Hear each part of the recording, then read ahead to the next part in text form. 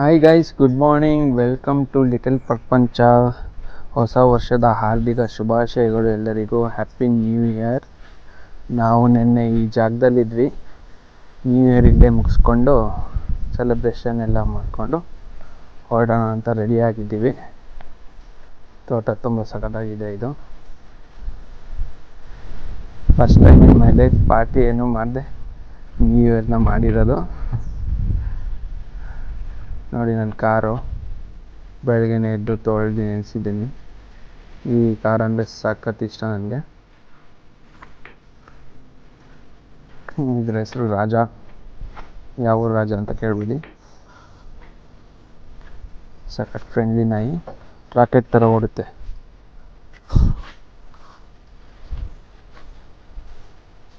ನೋಡಿ farm house ಹಿಂಗಿದೆ. New year ಹೊಸ್ದಾಗಿ ಸೆಲೆಬ್ರೇಟ್ ಮಾಡೋಣ ಅಂದ್ಬಿಟ್ಟು ನೀಟಾಗಿ ಕುಕಿಂಗ್ ಮಾಡ್ಕೊಂಡು, ಅಡುಗೆ ಮಾಡ್ಕೊಂಡು ತಿಂದ್ಕೊಂಡು ಸ್ನಾನ ಮಾಡ್ಕೊಂಡು ಹೊರಡ್ತಾ ಇದ್ದೀವಿ. ನೋಡಿ, ಇವನ ಹೆಸರು ಸಿಂಬಾ.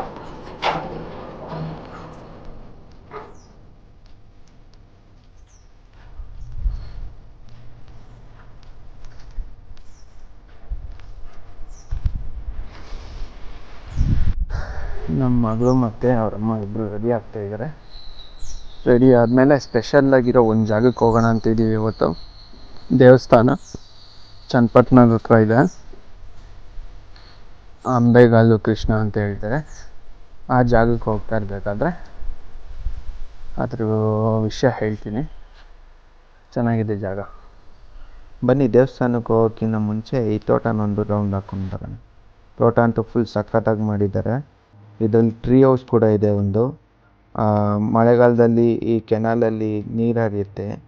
ಆ ಟ್ರೀ ಹೌಸ್ನ ಎಕ್ಸಾಕ್ಟ್ಲಿ ಆ ಕೆನಾಲ್ ಮೇಲೆ ಮಾಡಿದ್ದಾರೆ. ಟ್ರೀ ಹೌಸ್ ಮೇಲೆ ನಿಂತ್ಕೊಂಡು ನೋಡಿದ್ರೆ ತೋಟ ಪೂರ್ತಿಯಾಗಿ ಕಾಣುತ್ತೆ. ಮಳೆಗಾಲದಲ್ಲಿ ಇಲ್ಲಿ ಬಂದು ನಿಂತ್ಕೊಂಡು ನೋಡಿದ್ರೆ ತುಂಬ ಚೆನ್ನಾಗಿರುತ್ತೆ ಅನಿಸುತ್ತೆ. ಈ ಜಾಗದ ಹಿಂದೆ ಒಂದು ದೊಡ್ಡ ಕೆರೆ ಇದೆ. ಆ ಕೆರೆ ನೀರು ತುಂಬಿ ಕೋಡಿ ಹೊಡೆದಾಗ ಅಲ್ಲಿಂದ ಹರ್ಕೊಂಬರೋ ನೀರು ಈ ಕಾಲುವೆಗೆ ಬರುತ್ತೆ.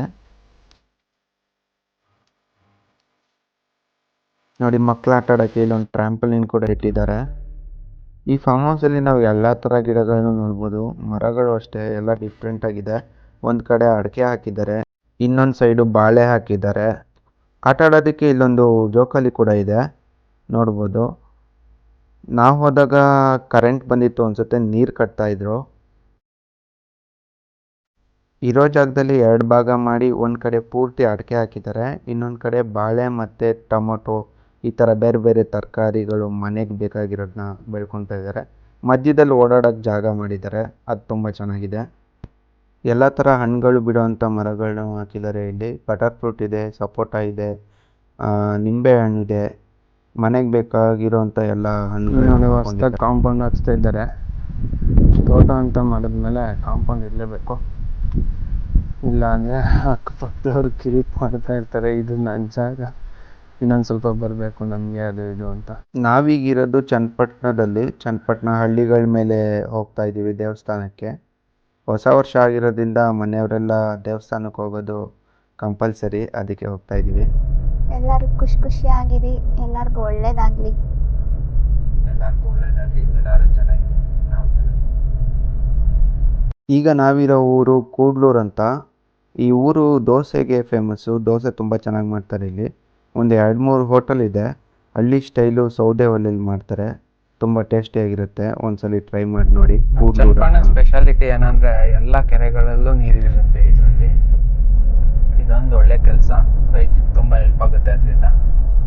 ಗುರು, ನಾವೀಗ ಚನ್ನಪಟ್ಟಣದ ಹತ್ರ ಇರೋ ದೊಡ್ಡಮಳ್ಳೂರು ಅಂತ ಊರಿಗೆ ಬಂದಿದ್ದೀವಿ. ಆ ಊರಲ್ಲಿ ಅಪ್ರಮೇಯ ಸ್ವಾಮಿ ಅಂತ ಒಂದು ದೇವಸ್ಥಾನ ಇದೆ.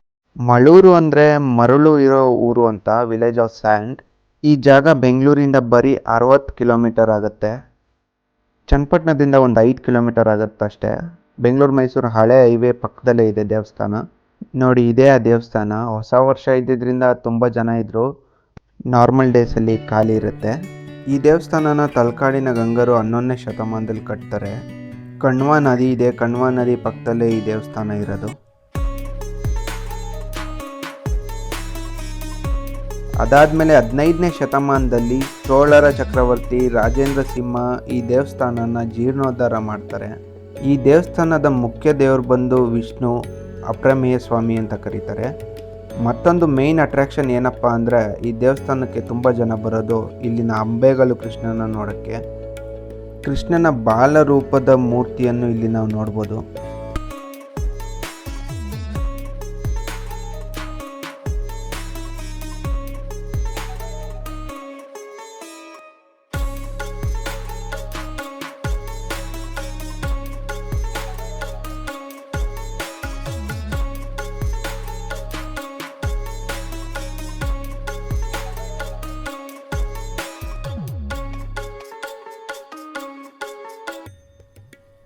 ಈ ಜಾಗದ ಇನ್ನೊಂದು ವಿಶೇಷತೆ ಏನಂದರೆ, ಪುರಂದರದಾಸರು ಇಲ್ಲಿ ಬಂದಾಗ ಅಂಬೆಗಾಲು ಕೃಷ್ಣನ ನೋಡಿ ಯಶೋಧ ಮಾತೆ ಮಡ್ಲಲ್ಲಿ ಮಲಗಿರೋ ರೀತಿ ಕಾಣಿಸಿ ಅವ್ರಿಗೆ ಜಗದೋದ್ಧಾರನ ಆಡಿಸಿದಳ ಯಶೋದೆ ಹಾಡನ್ನ ಇಲ್ಲೇ ಬರೀತಾರೆ ಅವರು.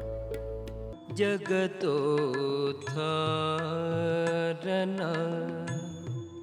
ಆಡಿಸಿದಳೆ ಯಶೋದೆ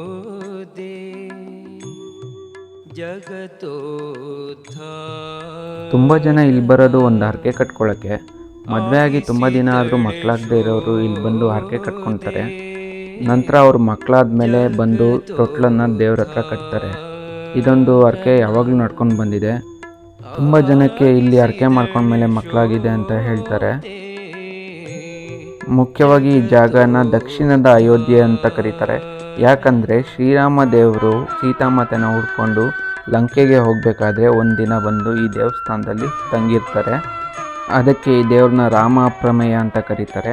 ಮತ್ತು ಈ ಜಾಗನ ದಕ್ಷಿಣ ಅಯೋಧ್ಯ ಅಂತ ಕರೀತಾರೆ. ಈ ದೇವಸ್ಥಾನದ ಮುಖ್ಯ ದ್ವಾರ 30 ಅಡಿ ಎತ್ತರ ಇದೆ. ತುಂಬ ಹಳೆ ದೇವಸ್ಥಾನ. ಎಲ್ಲರೂ ಒಂದ್ಸಲ ವಿಸಿಟ್ ಮಾಡಿ. ಈ ದೇವಸ್ಥಾನದ ಟೈಮಿಂಗ್ಸು ಬೆಳಗ್ಗೆ 8 ಗಂಟೆಯಿಂದ ಮಧ್ಯಾಹ್ನ 1 ಗಂಟೆವರೆಗೂ ಇರುತ್ತೆ. ಮತ್ತು ಸಂಜೆ 4 ಗಂಟೆಯಿಂದ 8 ಗಂಟೆವರೆಗೂ ಇರುತ್ತೆ. ವಿಡಿಯೋ ಇಷ್ಟ ಆಗಿದೆ ಶೇರ್ ಮತ್ತು ಸಬ್ಸ್ಕ್ರೈಬ್ ಮಾಡಿ. ಮತ್ತೆ ಸಿಗೋಣ. ಸೈನಿಂಗ್ ಆಫ್ ಸುರಕ್ಷಿತ ಅರ್ಜುನ್ ಫ್ರಮ್ ಲಿಟಲ್ ಪ್ರಪಂಚ.